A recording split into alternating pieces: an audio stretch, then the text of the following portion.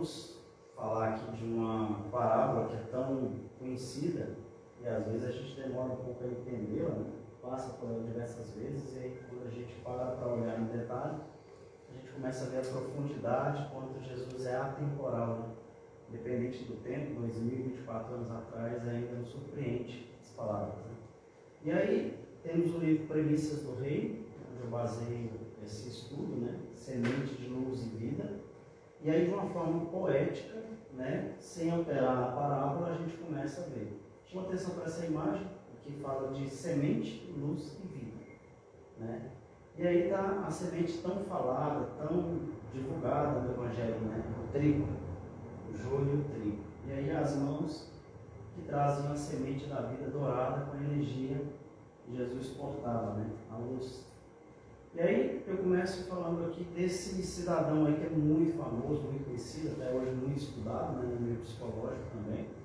Quando a gente vai falar da República de Platão, Platão sabemos ser uma das encarnações de Chico, né? E diz que o espiritismo, ou seja, a espiritualidade, se acentua aí, porque quando a gente volta lá no Platão, em Sócrates, né? A gente vai ver exatamente a doutrina espírita escrita. Talvez de uma forma um pouco interpretada, mas é a mesma base da doutrina espírita de hoje. Quando você pega os ditos, os escritos e as reflexões de Platão, a base da doutrina espírita também está toda ali, toda compreendida ali.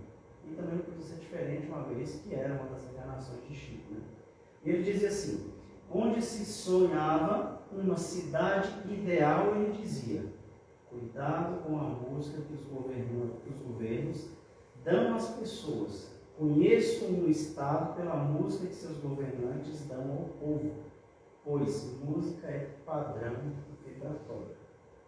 O que eu quero dizer com isso? Nós somos energia. Tudo é padrão vibratório. Tudo. A forma que eu penso, a forma que eu vou agir, a forma que eu vou enaltecer a palavra, o sentimento, é padrão vibratório. E ele dizia, ela tem uma capacidade de sintonizar com o estado dela. E é fato. Coloque uma música triste, prepare-se para lembranças tristes e o lacrimejar. Coloca uma música agitada, começa a perder o foco e ficar agitada também. Respiração, circulação, atenção, foco, tudo vai mensurando. Você fala, eu posso escutar qualquer tipo de música que não me traz nenhum tipo de sentimento. Talvez não achou a música certa, o padrão vibratório certo. E na época de Platão era muito tocado aqueles trombones, aqueles negócios, anunciando o medo, o suspense, tudo era conduzido com a música. E assim eles movimentavam as massas, pelo padrão vibratório, do medo, da sensualidade e de quando tocavam os clarins para jogar pão para a multidão. Então é isso que ele está se referindo. Platão falava da música como parte fundamental da educação. Hoje, quando a gente vai falar do autismo, vai falar de tantas doenças, né, a música está sempre inserida. Porque a música consegue acalmar ou alcançar aquele que ainda está em estágio mental vestiado, né? Não é vestiado a palavra, é perturbado. Mesmo que ele perturbado, consegue sentir a música, porque ele não vai sentir a música só com os ouvidos.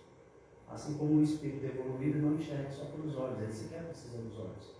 Ele enxerga o corpo inteiro. Então, assim a música nos atinge, todos os nossos chakras. Dizia, cuidado, as pessoas que dizem, sou uma pessoa boa, honesta, de princípios, e não tem nada a ver com a minha vida, mas gostam de músicas grosseiras, agressivas. Esquece isso. Eu não gosto de rap, mas eu gosto de ver mulheres dançando seminuas. Eu estou prestando atenção.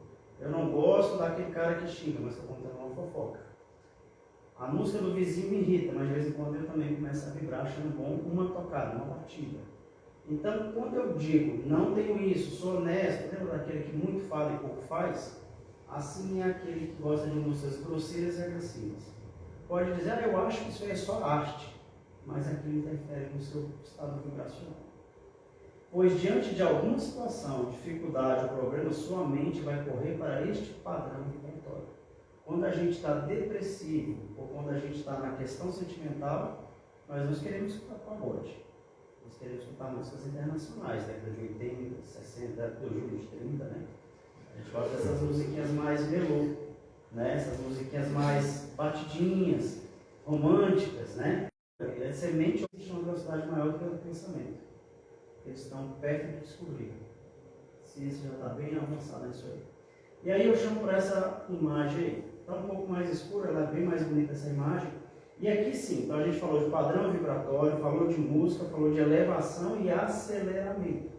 E aceleramento significa qualquer coisa, onde eu esteja, como eu esteja, se eu estou em algo que me traz bons fluidos, boas vibrações, é benéfico.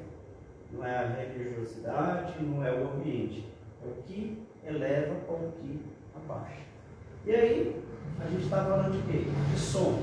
E agora a gente escuta a voz de Jesus, nessa cena que parece simples. Mas olha a multidão. E aí Jesus se assenta no barco. Ele se assenta no barco e olha para onde? Jesus diz, né? Eis que o semeador saiu a semear. E quando semeava, uma parte da semente caiu ao pé do caminho. E como é que foi que Jesus começa essa parábola? Ele começa por aí. Mas olha como Jesus pensava. Alongou os olhos pela planície dos corações e lembrou-se da terra inculta, tomado de imenso amor pelos homens. E depois de falar sobre muitas coisas, considerou. Eis que o semeador saiu a semear. E quando semeava, uma parte da semente caiu ao pé do caminho. Então ele diz isso e induz aquilo. Ele olhou a planície. Quem era a planície? Todos que estavam ali. Era a planície inculta de conhecimento, de saber, de ouvir e escutar palavras tão nobres, tão doces, num mundo tão acirrado, tão bruto, tão masculinizado, tão sofrido. Ele falava para uma multidão de tudo que não era bem visto naquela época. Numa paisagem linda, ao pôr do sol, ele senta no barco e ele olha para esses corações incultos que eram uma planície banhada de homens que tinham corações ainda endurecidos. E por que eles paravam para ouvir? Porque eles estavam dispostos a ouvir. Aí ele diz assim: a luz do fim da tarde presente tinha reflexo de ouro vivo. Olha mais ou menos para a gente imaginar como seria a luz do sol banhando as nuvens, e olha como se fosse ouro vivo. Então esse era o cenário de Jesus. Era o cenário de um céu aconchegante. O ar transparente soava aos ouvidos atenciosos da multidão. Quem era a multidão? A planície de corações incultos. E pelo vibrar da voz do Messias, que sentado ao barco olhava para todos, encantava, atraía e prendia a atenção de todos. Porque era o melhor padrão vibratório que se tinha naquele momento para aqueles corações que nada tinham além de vontade, desejo e dor. E essa é a imagem quando você olhava para cima. Podíamos pensar nessa imagem e em tantas outras, mas essa é a imagem que acontecer. A imagem mais linda que tem quando você pega o sol no horizonte esquerdo, não sei se é o esquerdo, mas no horizonte esquerdo, quando ele está ali por volta de 18 e 20, o sol tem essa coloração. Se você parar e observar, é um amarelo para o laranja ou um laranja para o amarelo. É como se fosse ouro vivo. É lindíssimo esse, é quando ele toca a borda, né? E aí ele diz, voltando para a parábola: e vieram as aves e comeram-na. O reino dos céus é semelhante. Então, você pode muito receber, e a gente volta naquela outra máxima de Jesus, né? Muito foi dado, e muito será solicitado. Então Jesus dizia e caía as palavras ali. Sementes de luz emanavam de Jesus. E muitas se caíram ali, porque na planície inculta de corações muito estava. Imagina que esses pequenos pássaros fossem a planície. Alguns vão comer, outros só vão ciscar, mas não vão absorver a semente.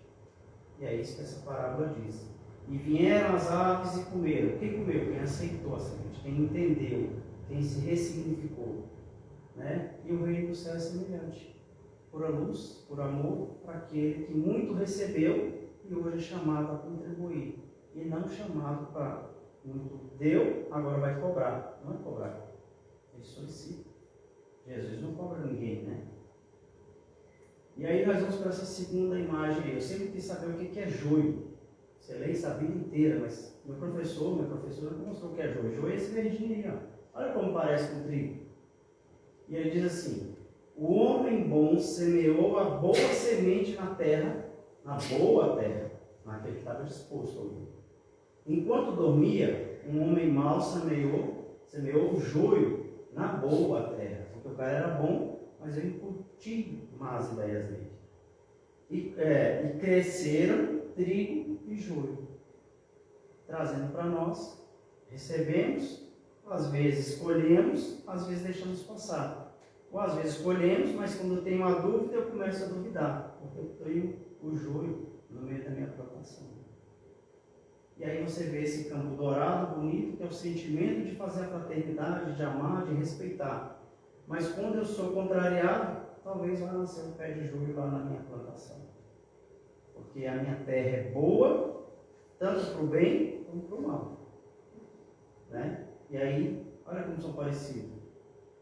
Bem parecido, né? Só muda a cor, mas quando ele começa a amadurecer, se esse aqui não andar, fica quase que imperceptível. Que é os falsos conselhos, falsos profetas, que vão plantar falsas sementes. Lembra, a terra é boa. Por que a terra é boa? Me perguntaram assim: nós temos tendência ao mal ou ao bem? Eu sempre respondo ao bem. Nossa tendência é ao bem. Por que a gente faz o mal? Porque o mal é externo, a gente traz para dentro. Mas a nossa composição é divina. Centelha divina de Deus, parte de Deus. Deus de Jesus, Pai de amor. Meu Pai é um Pai de amor. Amor supremo, amor incondicional. Significa que você possa fazer o que quiser, como quiser, da forma que quiser, pelo tempo que quiser. Mas ainda assim você é bom. Porque a sua essência é Deus. Não tem como ter uma essência. Então, Deus nos fez simples, ignorantes, pela falta de conhecimento, mas com a essência do bem. Porque somos parte dele. E Deus ama incondicional. Então, se existisse a figura do capeta, a alegoria do capeta, ele ainda vai ser um Cristo, ele ainda é filho de Deus e ainda vai ser bom. Lembrando que quem fez fomos nós. Deus mesmo não fez capeta nenhum, fez espírito. Nós endeusamos ele como capeta e demos poder para ele, pelos nossos medos, fraquezas. Mas ele é luz. Até vem os mais antigos ainda diz, né? É um anjo decaído. Sim, a frase está correta, é um anjo decaído. É um ser de luz que buscou o mal fora, trouxe para dentro, vive no mal, ressoa no mal, num padrão vibratório muito baixo, porque assim quer. Mas o destino dele é Deus. Não tem como corromper o mal à semente do bem, interna de cada um. A essência é única, é boa. Por isso que ele diz, terra boa, porque nós sempre somos terra boa. Tanto para fazer o mal como para fazer o bem. A escolha, consequência. Ora, para salvar o grão sadio foi necessário arrancar o joio, erradicando naturalmente muito trigo. São o joio e os molhos foi queimado e o trigo ensacado foi posto no celeiro. Esse é aquele, jogou as sementes ao pé do monte, muitos comeram, muitos se iluminaram, mesmo assim ainda se perderam. Aqueles que guardaram, ensacaram, foram aqueles que se ressignificaram com as palavras que ouviram. Somos nós, quando lê o Evangelho, começa a refletir sobre o Evangelho, começa a pensar no Evangelho em nossa vida, não mais só como uma leitura. Quando eu começo a pegar o Evangelho e só fazer leituras diárias e não refletir, vai ser exemplo do que eu contava para a Cícia, né? Já li o livro há 2000 anos 2 vezes e fui escutar um áudio e descobri que lá tinha uma encarnação. Na primeira página do livro eu nunca vi. Porque eu só li, eu não senti, não ressignifiquei. É exemplo dos modelos mentais que a gente tem que ressignificar. Corrigir a palavra, porque o pensamento a gente não dá conta. Então, quando a gente consegue ter a separação do que é bom em mim e do que é joio em mim, seja a parte má minha, é aquela que eu preciso extirpar para que minha terra boa seja só de semente boa. Ensacar, guardar, porque eu passo a viver. Quando eu ressignificar o meu sentido do bem, eu posso guardar isso no meu celeiro da alma, no meu arquivo arcaico, no meu sentimento. Eu só mudo alguma coisa quando eu ressignifico em mim. Por isso não adianta o outro pedir para que eu mude, se aquilo não tiver sentido para mim. Eu vou deixar de beber quando eu quiser deixar de beber. Eu vou deixar de fumar quando eu quiser deixar de fumar. Quando eu ressignificar aquela importância em mim, aí eu não preciso nem de tratamento para me curar. A gente pode se curar de qualquer coisa, desde que dentro de nós esse trigo esteja lá ensacado, enraizado, guardado como um valor moral. Se cura de dentro para fora, não de fora para dentro. O que é o processo de doença? O processo de cura. É o espírito se curando de dentro para fora. E aí nós vamos aqui. O grão de mostarda é o menor grão de todos. No entanto, cresce e a planta se torna grandiosa. Ali, ó, entre os dedos dele, esse é o grão dessa árvore gigante aí. Então, basta que uma pequena semente vigore na terra boa e você construa essa árvore aí. E ainda tem as aves que vão se alinhar nesses galhos de árvore. Então, traz a semente de luz da parábola do semeador, que saiu a semear para dentro da sua vida. E quando você for árvore, você vai poder fazer sombra para o outro, trazer aconchego para aquele que não encontra a razão de viver. Por isso nós estudamos, seja em qualquer escola de fé, em qualquer terreiro, centro, casa evangélica, igreja, em qualquer lugar. Todo lugar que você quiser plantar essa semente é dentro para abrigar quem está fora, até que ele possa entrar para dentro. E aí quando Jesus fala tanto do grão de mostarda, na época, era tão limpo, mais pequeno, quase o tamanho de um grão de areia, e olha a árvore que vira, fica muito grande, chega a 14 metros, você sabe. E um diâmetro de mais de 30 metros, assim, rodando. A maior até hoje encontrada, né? As aves nela se alojam, procuram agasalho nos seus ramos, e o fermento insignificante levia da massa. Então, o fermento é pó, jogado numa massa faz com que ela cresça. Assim é a semente do bem quando plantamos em nós. E quando ela realmente está em nós, dificilmente nos corrompemos ela. Só quando nós nos traímos e aí escutamos a voz da consciência, mas dizendo, não, vou fazer, ninguém está vendo. Vou pisar nessa grama aqui, ninguém está vendo mesmo. Tem uma plaquinha ali, mas é tão rápido que nem vai doer. Essa formiga está passando, vou pisar em cima dela aqui rapidinho, só para não ter que levantar o pé. E onde que está o moral? Onde que está o desenvolvimento moral? Onde está o desenvolvimento sentimental que se tem? Né?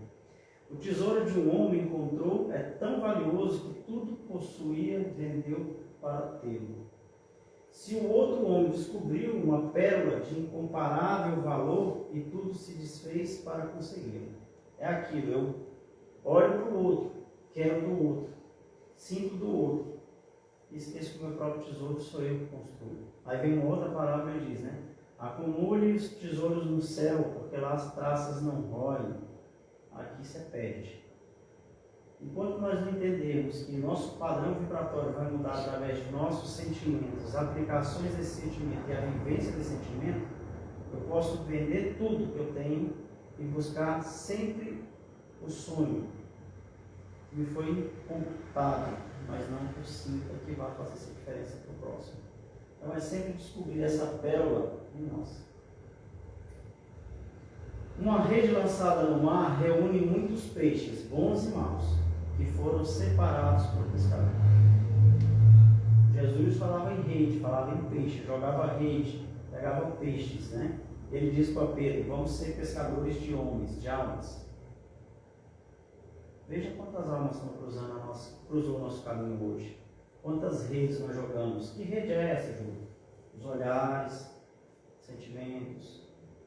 Quando eu acelerei, quando eu fechei, quando eu não dei passagem, quando alguém chegou na faixa de pedestre, eu acelerei para passar antes dele.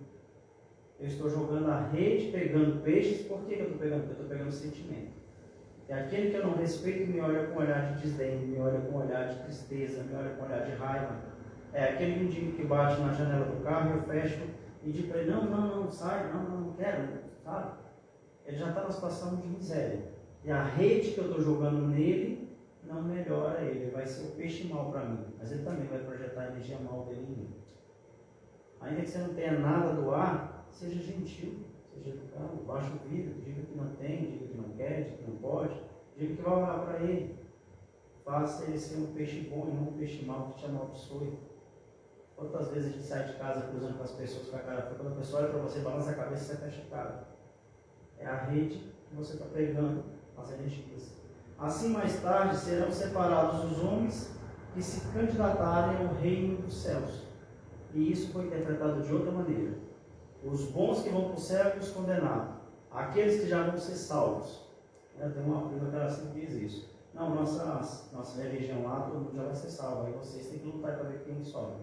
Tem até as vagas contadas. Olha que ignorância. Falta de raciocínio, é ignorância pura. Eles falam lá que se você pertence à religião deles, você já está salvo. Uma igreja evangélica, eu nem sei qual que é, mas que rede é essa que eles estão usando? Você já começa numa separação, então, como diz assim, serão separados, né? Aí aquele, muitos foram chamados, poucos foram escolhidos. Eu também demorei a entender a sutil dessa palavra. Eu até levantei, estava no centro espírita em Uberaba, quando a mulher falou isso, eu levantei e falei assim, não tem nada de espiritismo. Saí e fui embora. Hoje eu sei que eu fiz uma besteira. Tem realmente. Deus muito nos dá. Semeia em muitas terras boas, mas poucas terras boas vão florescer a semente daquele que está preparado para realmente o trabalho. Então, por isso, muitos serão chamados, mas nem todos vão ter boa vontade de prosperar aquela semente. Então, por isso serão separados. É um movimento mesmo, então faz sentido. E uma outra questão também é quando a gente raciocina, a gente começa a enxergar, você tem que sair da zona de conforto. E é desconfortável mesmo, né? Você começar a caminhar, mudar algumas coisas em você, aquilo que você fez durante longa data, você entender que precisa mudar isso, exige esforço. E aí é melhor acreditar assim, não, é só eu fazer isso, e dar tudo certo, e acontecer. Me vem agora uma coisa muito legal, né? Eu atendi uma pessoa outro dia que me disse assim, eu tenho 38 anos, tenho 2 filhos, estou no meu 3º casamento.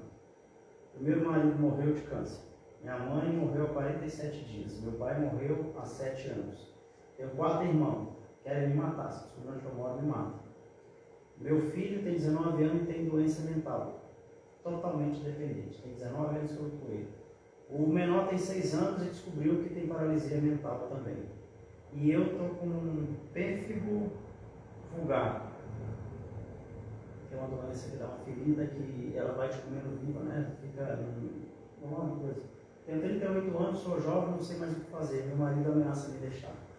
A pergunta que ela me fez, qual o significado de estar vivo? Como é que responde uma pergunta dessa? Isso não é com intuição.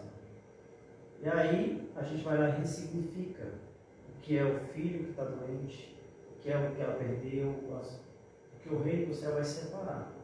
A pessoa, ela tem a boa terra. Está doente, está tudo, mas ela não entendeu que isso é um processo de cura para ela e para a família.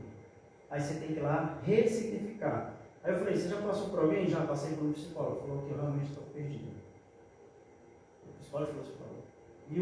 Não, fui em outras casas, aí foi citando. E no final ela falou assim, e aí eu só tenho essa pergunta para você. Qual o sentido da minha vida? Depois de 1 hora, a mulher estava chorando, levantou e falou, eu vou ressignificar muita coisa na minha vida. Eu nem sei o que eu falei para ela. Porque não foi eu. Que a terra boa estava lá, só precisava jaguar a semente, só precisava mostrar o caminho. Ser humano que não sonha, ser humano que não tem esperança, ser humano que não tem objetivo, nada constrói. Vai parar, vai colapsar. E aí acha que realmente a vida não tem sentido. E aquela pessoa que não tem os braços, não tem as pernas, é cego, surdo e mudo e só um tronco. Você mexer no celular com essa sim. Poderia talvez se perguntar qual o significado da vida. E já me fizeram essa pergunta, eu vi uma senhora com a idade mais ou menos do Júlio, uns 82, e não tinha os braços, não tinha as pernas, cega de um olho, vesga do outro, não ouvia direito e tinha seus quase 60 anos. 60 anos em cima de uma cama desse formato. E aí perguntaram para o cara que estava lá, e eu pego. Nossa, mas ela só demais, Deus tinha que matar ela, Deus tinha que levar ela, Deus tinha que levar logo ela. Né? E a irmã era deficiente, a mãe já tinha ficado tantos anos também deficiente cuidando. E a pergunta é, qual o sentido? E aí o cara fez uma narração e tal, no final eu falei assim, e ainda tem uma coisa aí, acho que foi intuição também, né? Ele falou assim, o quê? Eu falei assim, ela serve para despertar no outro a piedade. Porque é piedade que ela desperta. Quando você olha para uma criança, para uma mulher, é piedade. Talvez te toque no mais fundo dos seus padrões vibracionais para olhar o outro com piedade. Porque tem gente que o outro está morrendo e ele não tem um pingo de piedade. Se ele não tem piedade, ele não está pronto para a semente boa. Ele carrega a semente boa, mas ele não está pronto para prosperar. Então, mesmo aquele que está em estado catatônico, parece que ele vive pela caridade. Então, ele serve para que o outro faça caridade para ele, para que ele receba a caridade e ele veja, porque ele está assistindo aquela caridade, começa a ressignificar nele, e ele também desperta a piedade naquele que tem o coração duro. Porque não teve uma das 20 pessoas que não chorou depois da oração. Então, despertou piedade a todos nós. Então, ele serve, serve. Tem significado? Tem. Nós é que temos a mente pequena para ver como Deus trabalha, né? Aí tropeça no canto do sofá, por que Deus permite isso comigo? Por que Deus permite isso comigo? Vai ali ver que a mãe está passando no semáforo hoje, no frio, né? E aí nós temos essa parte. Outra parte caiu em pedregais, onde não havia terra bastante.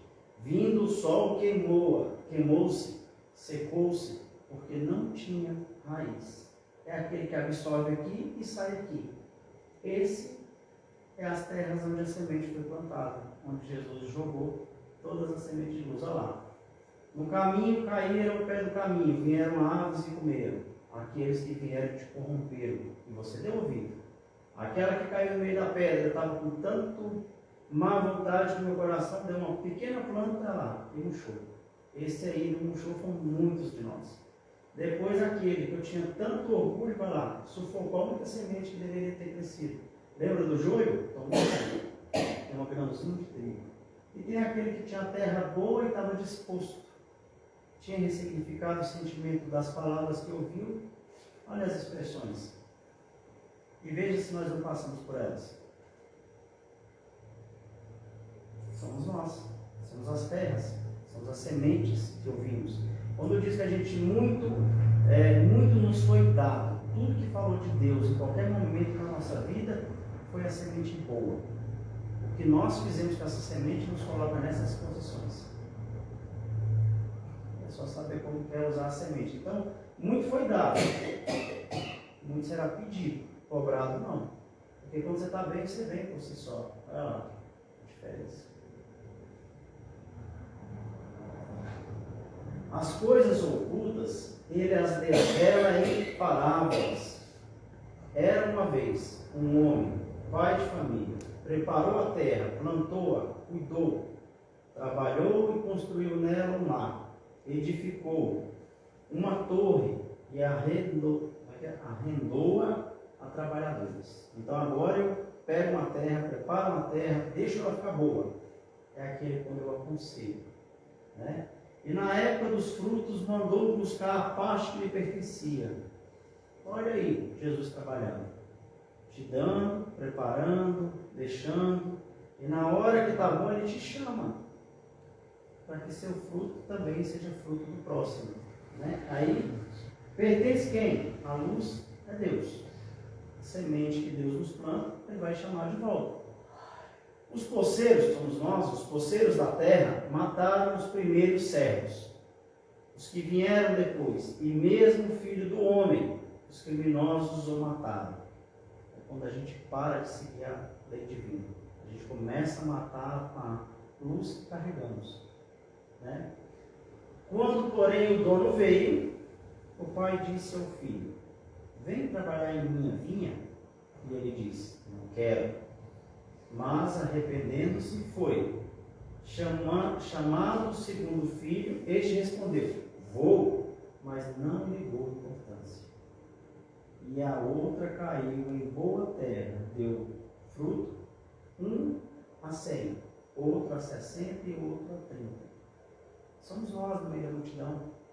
Quando a gente vai num centro espírita, quando a gente vai em qualquer lugar, não é centro espírita porque a gente está aqui. Mas em qualquer lugar que fala-se de Deus, a semente está sendo lançada. Tem aquele que vai pegar e vai multiplicar, tem aquele que vai guardar, tem aquele que vai enferrujar, tem aquele que vai se perder no caminho.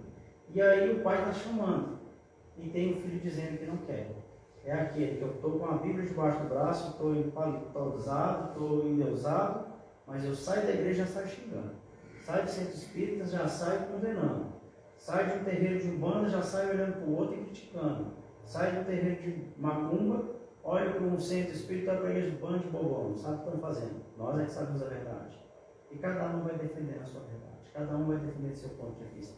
Quando na verdade, eu só tenho que dizer eu quero e aceitar o outro. Nós precisamos aceitar mais. Nós temos que estar mais dispostos. Nós não estamos muito dispostos. Nós até queremos. Quer dizer, eu quero. E o outro eu vou. Mas eu só vou. Da boca para fora. Então, de novo, eu volto macificamente. Tem que se ressignificar. Valores, caráter. Aí vem aquela frase, mas caráter não muda. Opa, como não? Muda caráter, muda valor. Você agrega novos valores na sua vida, você agrega um novo caráter, um caráter mais distinto, mais digno. Eu tinha um caráter ruim. E agora eu sou bom, não mudou? Tinha valores. Aí eu me aproximo da de Boêmia. A de Boêmia começa a ter valores diferentes do meu. E são valores até mais enobrecidos. Eu necessariamente vou trazer esses valores para mim e vou começar a viver esses valores. Então, valor muda, caráter muda, atitude muda, pensamento muda, estado vibracional muda, tudo muda. Se não entender que tudo muda, onde que está a lei da evolução eterna? Da evolução infinita, do amor incondicional. Então eu tenho muito isso comigo, eu sempre penso muito nessa questão de ressignificar essas palavras que a gente ouviu, reouviu e nunca mudou. Evangelho.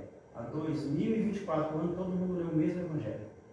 Tirando uma ou outra palavra que foi alterada, todo mundo está lendo o mesmo Evangelho. Quem quis viver o Evangelho? Quem vive o Evangelho? Porque ler a gente lê. Tem gente que fala assim, tem 20 anos que eu vou nesse lugar, nessa escola de fé.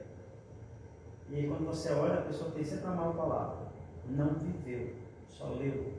Não ressignificou, não mudou o padrão vibracional. Continua com a terra inculta, continua com a semente guardada debaixo da chave e ainda não fez ela florescer. Então não adianta, podemos parar todo tipo de religiosidade que existe na terra se não mudarmos em nós. Não é o espiritismo e nem nenhuma outra escola de fé que vai fazer sua semente crescer, florescer, se você não quiser que isso aconteça. Se você não fizer, por onde isso aconteça. Deu-lhes 10 minas. Havia um homem rico, a quem depois de morto, Abraão diz: estes, os últimos são os primeiros, e os primeiros serão os últimos. Quem tem ouvido, ouça. E ele falava por parábolas. O que são parábolas? Alegorias que escondem verdades. Então, Jesus amava tanto que ele não chocava, usava parábola para não chocar, quer dizer, ou muda, ou sofra, com você mesmo, com a sua consciência. Se a vossa fé for do tamanho de um grão de mostarda, a gente viu onde pode chegar. Lembra da árvore? É só um grãozinho de mostarda. Né? E o semeador saiu a semear. Parábolas, verdades nas alegorias. Então a gente tinha um cérebro tão pequeno, tão disposto a só seguir, que a gente foi monopolizado, foi escravizado, foi rotulado e seguido massas com pequenas verdades. Quando a verdadeira luz usou a verdade, teve que ainda colocar parábolas para facilitar que a semente caísse em boa terra e prosperasse.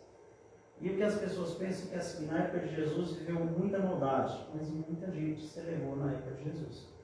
Exemplo, os egípcios, que boa parte dos egípcios alcançaram a evolução de se livrar das encarnações antes de chegar na nossa época.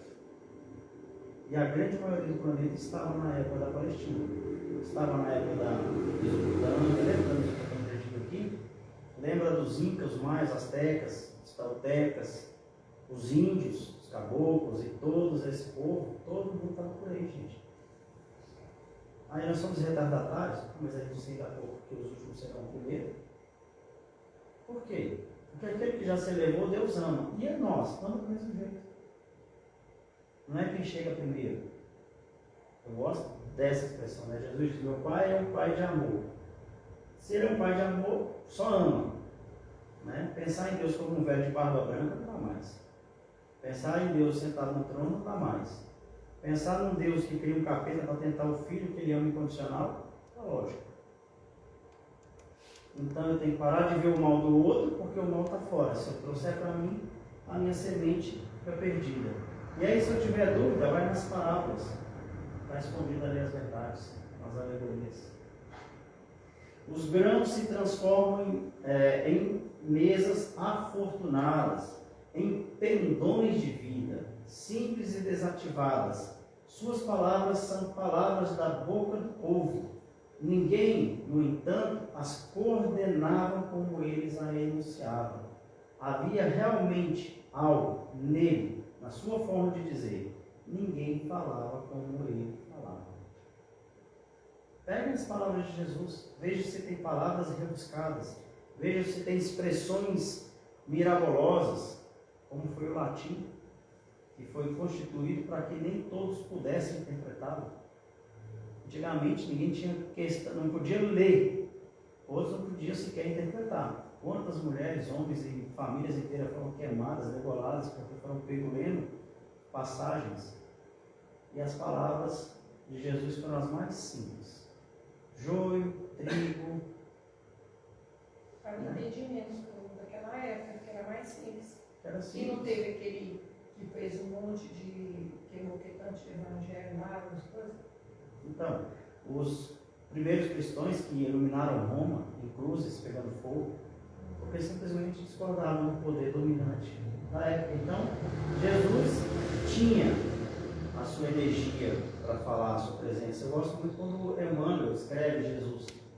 Inclusive, hoje eu me emocionei se ouvindo o áudio de Emmanuel escrevendo Jesus novamente. É maravilhoso.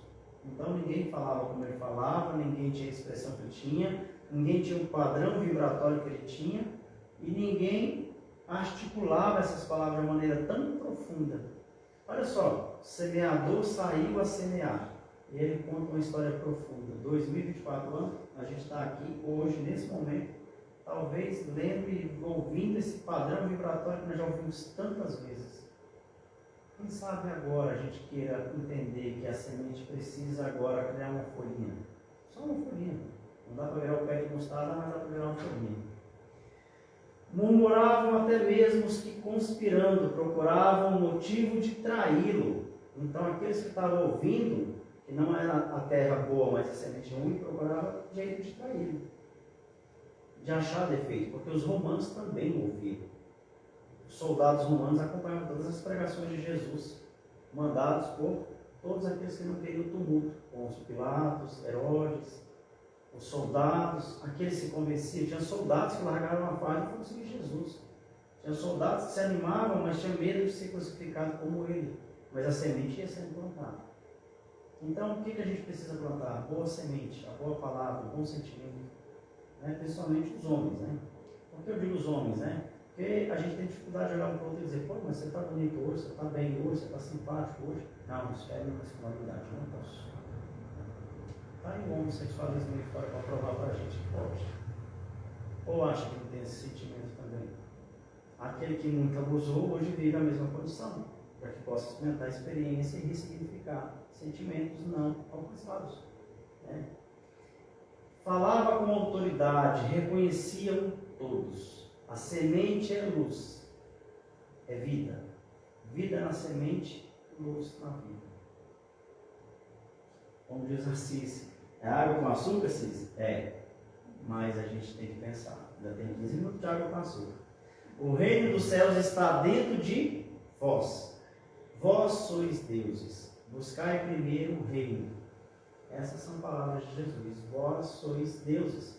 Se me seguir, fazer o que eu faço, fará até mais. Né? Também, acho que não é bem isso, não errei, mas é por aí. Então Jesus diz: meu Pai é um Pai de amor, amo incondicional. Se seguir os meus ensinamentos, fará o que eu faço e muito mais, porque sois pequenos deuses. O que ele está afirmando? Que a sua semente é divina. E nós seremos os próximos Cristos. Se nós pegarmos hoje a Divorene, que está aqui sentadinha, ouvindo água com açúcar, e levar ela lá para o mundo primitivo, lá ela é mais do que um mentor. Eles não conhecem nada do que ela conhece. Talvez eles nunca nem ouviram a palavra de Jesus. As parábolas, a boa nova, ela já conhece. Está no Espírito, a semente já está aí. Então, o que nós estamos hoje? Nos preparando nessa escola planetária para sermos mentores espirituais dos planos menos desenvolvidos. Porque aí sim, nós trabalharemos a boa semente para o nosso avanço espiritual. Simples assim. Se a gente pegar todo mundo que está no planeta hoje, aqueles que já seguem, já leem, já preocupa pelo menos em refletir sobre o que leem. Nós já temos, muito foi nos dado.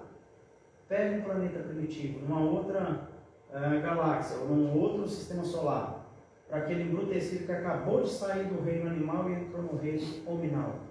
Aquele que acabou de assumir o homem cromático, lembra que eu mostrei os macacos aqui? Né? Vai lá, ele acabou de assumir a forma humana, extremamente embrutecido.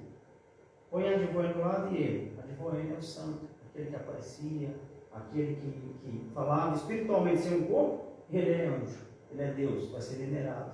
Foi isso que aconteceu. Quando aqueles que mais avançaram lá no nosso planeta e voltaram para cá, nós no sendo primitivo, para nós eles eram deuses. Porque tudo que é desconhecido no instinto inferior, eu vou entender como Deus. Assim foi o sol, Deus, lua, Deus, terra, Deus, natureza, Deus, tudo é Deus. Realmente, tudo é Deus. Tudo tem grandiosidade, né? E ele diz assim: quando eu for erguido, agora Jesus falando, né? O reino do céu está dentro de vós. Quando eu for erguido, atrairei todos a mim.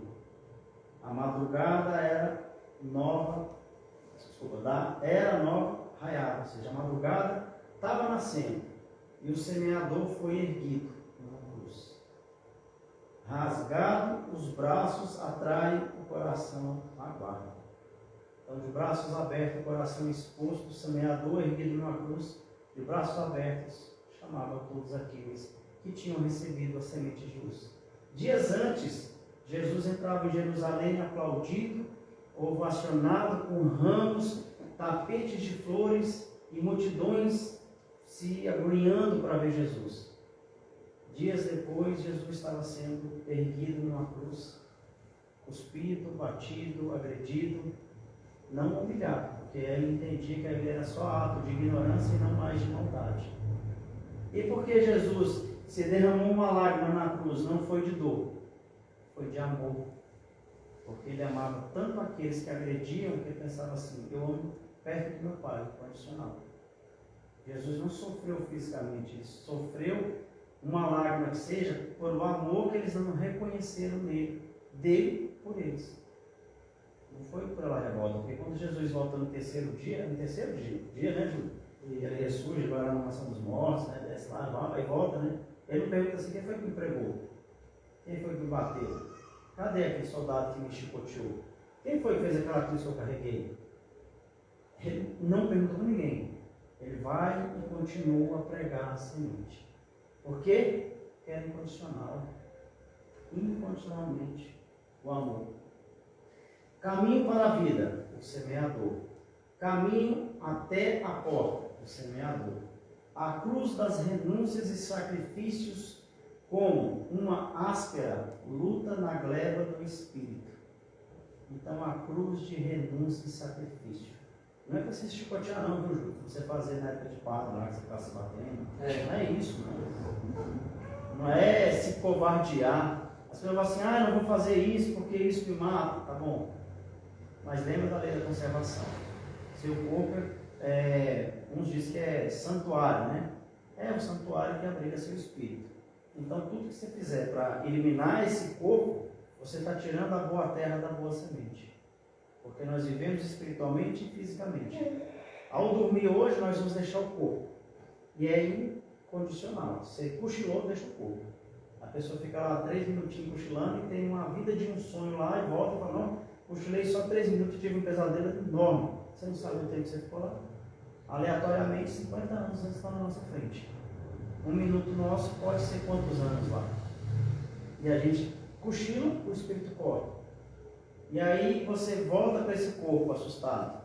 Se não se alimenta bem, se não cuida do corpo, você está praticando aquela coisa chamada suicídio voluntário.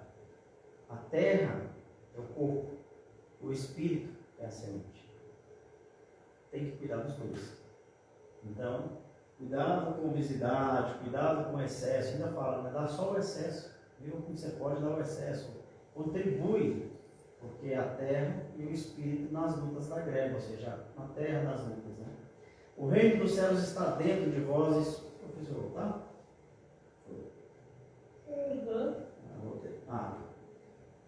Ponte entre os abismos. O eu. propinco é ele, ou seja, aquele que prospera. Quando eu colocar o eu na frente, eu estou regredindo. Quando eu colocar ele na frente, eu estou andando. Quando eu colocar eles, é porque eu evoluí. Né? O próximo, longínquo. As lutas refletem a estrela em formação. Quem somos nós? Os próximos cristos planetários. Na verdade, primeiro nós seremos mentores, depois os cristos, né? Porque se a gente sabe que cada planeta no sistema solar, cada planeta no universo é regido por um Cristo, quantos Cristos existem no nosso sistema solar? 8 planetas, 8 Cristos. E na galáxia? Bom, aí esquece, né? Então, as lutas refletem a estrela em formação, somos nós, preparando para ser luz no caminho do outro. A estrela desce ao charco, desce à terra. Fica presa à água, que retém e repousa na montanha alteia. Então, a terra foi para Jesus um charco, que é um espírito que leva de 1000 a 2000 anos, só descendo a luz, para descer na terra, para ser luz naqueles que viviam nas sombras. Realmente foi o encontro da luz com as sombras, como Jesus aqui chegou. O semeador espera, e ele saiu a ensinar por parábolas. Jesus se prende à terra por 33 anos, que era o que o corpo dele suportava, para plantar sementes, e plantou bem. E tem até aquela música que eu gosto muito, né? Um dia um homem esteve aqui, né? Plantou as sementes. Aí, é isso. Jesus plantou a semente. A verdade é imorredora, então a semente vai prosperar indefinitivamente. E as outras caíram em terra fértil e produziram, são aqueles que seguiram a palavra. A semente é a palavra para quem busca a verdade. A verdade é vida, e o semeador sai a semear. Façam bom uso da palavra, façam bom uso de tudo, e de bom nós já conseguimos. Que é isso. Parábola do semeador. É isso, obrigado. Eu